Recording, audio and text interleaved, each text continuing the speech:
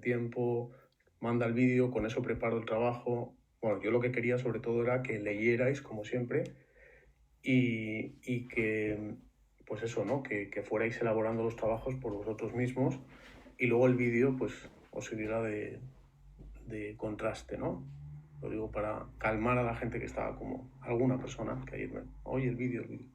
Bueno, pues tenía la intención, pero al final eso y es un día después. Sirve para preparar el examen y de todas maneras yo voy a considerar la corrección del trabajo y el examen de manera separada, ¿no? Con lo cual siempre podéis hacer un examen mejor. Bueno, también deciros que dentro de un rato os mandaré un correo para citaros a todos a una tutoría el próximo miércoles. Las dos tutorías que va a haber la semana que viene son la tutoría del miércoles a las 4, de 4 a 5 y cuarto, y tengo otra intencional para hacer el viernes también de 4 a 5 y cuarto. Son preparatorias para, para el examen final. Y os diré también un poco lo que voy pensando de la estructura del examen, ¿no? Cómo será, si la técnica me lo permite, que creo que sí, os lo explicaré un poco más. Sería muy bueno que de aquí al miércoles, aquellos que empecéis a estudiar el libro o repasar el libro de Homo Adolescens, vamos a ver los primeros capítulos. No sé cuántos nos dará tiempo, pero vamos a empezar desde el principio, con preguntas, reflexiones, ideas. Y la intención que tengo es que, como hicimos la otra vez, a través de los 3 delegados, vayáis vertiendo las preguntas y que ellos me las vayan pasando a mí y yo las vaya respondiendo durante el tiempo que dura esa primera tutoría. La semana siguiente probablemente, casi con toda seguridad, haremos mínimo una, si queréis dos. El examen es el 29, ya nos vamos organizando. La idea es que puedan servir para que la mayor parte de la gente que ha hecho trabajos, que la ha mandado, que habéis sido la mayoría, pues luego hagáis un buen examen final. Bueno, pues en esta última tutoría vamos a ver las dos preguntas que quedaban, ¿no? Perdón, la última pregunta que quedaba, porque en el anterior vídeo sí vi que se subió ayer, tal y como esperaba. Bien, vamos a ver en primer lugar a la figura de León Tolstoy, que como sabéis no es tan famoso por ser un pedagogo, aunque vamos a hablar un poco de sus ideas pedagógicas. Sobre todo es conocido por ser un literato muy importante, es el equivalente al Shakespeare en la lengua rusa. Esto sería opinable, obviamente, ¿no? Pero bueno, es muy conocido por sus novelas, por Guerra y Paz, Ana Karenina, bueno, todas estas grandes novelas rusas que Tolstoy escribía. Y por tanto es un personaje muy importante de su tiempo y él mismo desarrolló toda una faceta pedagógica, ¿no? Tolstoy fundó una escuela que se llama la Escuela Yasnaya Poliana, como muchos habéis puesto en los trabajos. Es un lugar donde él va a mezclar ideas anarquistas con ideas evangélicas o religiosas, en este caso desde una perspectiva ortodoxa, y las va a mezclar para conseguir desarrollar la educación, ¿no? Tolstoy no puede ser clasificado como un pensador anarquista, pero sus ideas tienen mucho de este libre pensamiento. ¿Qué es el anarquismo para la educación? Lo recuerdo, ¿no? Creo que en sociología os expliqué un poco de esto, ¿no? La relación entre libertad y responsabilidad, que es súper importante en la educación, esto lo digo yo, no lo dice el anarquismo.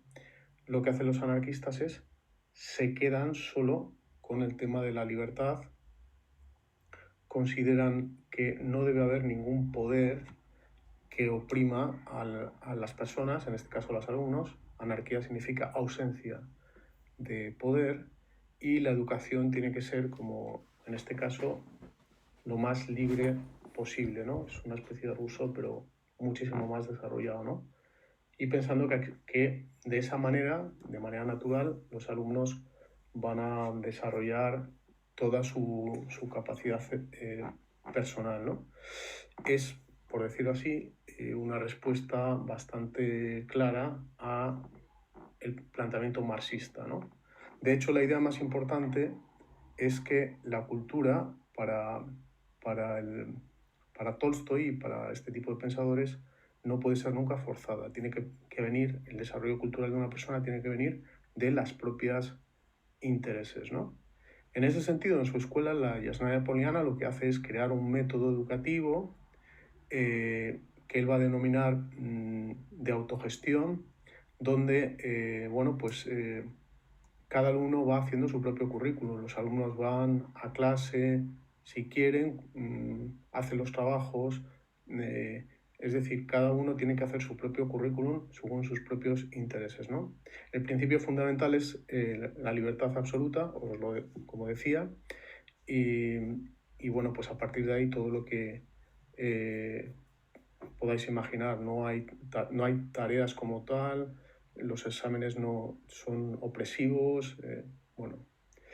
Bien, como os dais cuenta, esto desde el punto de vista educativo, ¿cómo se puede mantener, no? Pues Tolstoy es un poco consciente de eso y va a ofrecer para moderar o para que cada alumno vaya construyendo este currículum anarquista la idea del Evangelio como forma de autorregulación, es decir, preparar a los alumnos con lecturas evangélicas, hablarles de Jesucristo. El profesor va a tener esa función, es una función de interesar a los alumnos para que ellos elijan si van a asistir a la escuela o no y aprender, ¿no? Bueno, y la parte motivadora va a ser la Biblia y estos versículos del Evangelio que los alumnos lentamente van a ir aprendiendo, ¿no? Bueno, esto sería la figura de Tolstoy y ahora vamos a ver a dos autores. Bueno, estoy pensando a ver si se me escapa alguna cosa más de Tolstoy. No, yo creo que es así, esta relación entre anarquismo y evangelio. Y ahora vamos a ver a estos dos últimos autores, que son dos autores de carácter, podemos decir, anarquista, ¿no? O, bueno, o similar, ¿no? En primer lugar, a ver un segundo, que es que estoy viendo, a ver, que se me escapa alguna cosilla de Tolstoy. Bueno, una última cosa de Tolstoy para cerrar, lo que veo que se me escapa de aquí de mis apuntes, la idea de la historia como un proceso de la historia contemporánea, como la forma en la cual hay que empezar a desarrollar la educación en los niños, ¿no? Es importante que tengan una secuencia histórica de aprendizaje para que cuando se les muestren las cosas las vayan colocando dentro de un sentido, ¿no? Bueno, y para Tolstoy eso es importante. El siguiente autor del que quería hablaros, que es el penúltimo autor, es Neil. Neil es un autor famoso en Inglaterra, sobre todo porque también es un pedagogo que tiene su campo de experimentación en la creación de una escuela, como como ha pasado con Tolstoy, como pasa con tantos otros. Ellos forman una escuela y van probando su pedagogía, ¿no? Bien, la escuela que funda Neil se llama Summerhill, es en 1927, y es una escuela pues donde sobre todo, al igual que Tolstoy, se va a dar la experiencia pedagógica de la libertad. En libertad y para la libertad. Es decir, esto va a implicar también no inmiscuirse prácticamente nada en el desarrollo del alumno, y en el caso de Neil va a tener una gran influencia el pensamiento freudiano, ¿no? Todo el tema del desarrollo del inconsciente. Porque Neil considera que la represión de la vida sexual del niño es el principal instrumento para la creación de estructuras, y es el instrumento que va a crear también las estructuras políticas, esa represión ideológica, económica, etc. Con lo cual, pues lo que hay que hacer es quitarlo de en medio cuanto antes, ¿no? Esa represión. La institución que funda, que se llama Summerhill, tiene una vida comunitaria. Los niños se aíslan de sus padres y, bueno, pues están ahí preparándose. Bueno, pues la religión o el hecho religioso que se enseña es un poco la igualdad, ¿no? Y la libertad y la vida, esos principios de la Ilustración. Los puntos fundamentales de su sistema educativo serían estos, ¿no? La confianza en la naturaleza del niño, la libertad individual, que cada uno se vaya autorregulando, el autogobierno, bueno, todo esto que viene por el desarrollo de las propias capacidades, ¿no? Tiene varios libros escritos, Neil, interesantes, aunque desde esta perspectiva anárquica, ¿no? Hijos en libertad, Los maestros problema, bueno, y hablando sobre Summerhill, ¿no? Todo esto fue influyente, por lo menos novedoso, desde la Segunda Guerra Mundial hasta los años 70, que es cuando muere. Bueno, y el último autor que quería explicaros es Carl Rogers. Es un pensador que está muy relacionado sobre todo con la educación, pero también con el mundo de la empresa, ¿no? El mundo de la empresa. Rogers quiere que la educación produzca lo que él va a llamar una revolución silenciosa, ¿no? Y él cree que en todo organismo hay como una corriente, un empuje en las personas, en cada organismo viviente, que le lleva a su plena autorrealización, ¿no? ¿Qué es lo que va a tener que hacer el profesor para que en el alumno se dé ese movimiento interior de autorrealización, esa fuerza, ¿no? Que sería el equivalente a la libertad en el movimiento anárquico? Pues va a crear una especie de psicoterapia por esta también influencia de Freud, una psicoterapia. Él va a considerar que los alumnos son clientes, es una psicoterapia, por eso digo que está tomado mucho, llevado al mundo de la empresa, es una psicoterapia para hacer ese desarrollo interior. Le va a llamar psicoterapia centrada en el cliente, ¿no? Y va a tener 3 características básicas, ¿no? La empatía, la autenticidad y una idea positiva, una concepción positiva del alumno, ¿no? El terapeuta, el profesor es el terapeuta, el que actúa como terapeuta, ¿no? Y lo que va a hacer en esa terapia es provocar interiormente para el desarrollo del alumno, ¿no? El profesor es un facilitador, habla Rogers mucho de él como el profesor que facilita, que hace que el alumno se desarrolle en ese sentido. Y las características así curiosas es también en este sentido que los profesores los alumnos, van a desarrollar sus propios programas de aprendizaje. El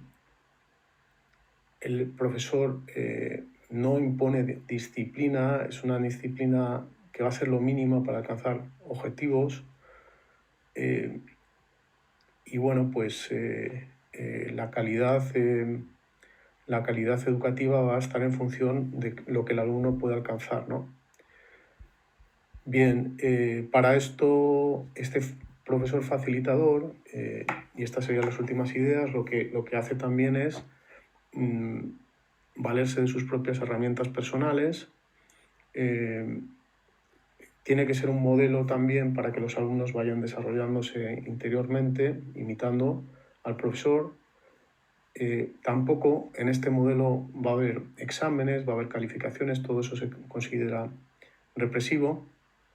Las tareas tienen que ser totalmente individualizadas porque cada alumno pone su propia tarea en función de ese desarrollo interior que os decía, de ese brotar del mundo, podemos decir, como más inconsciente del alumno, convertirse en consciente en educación.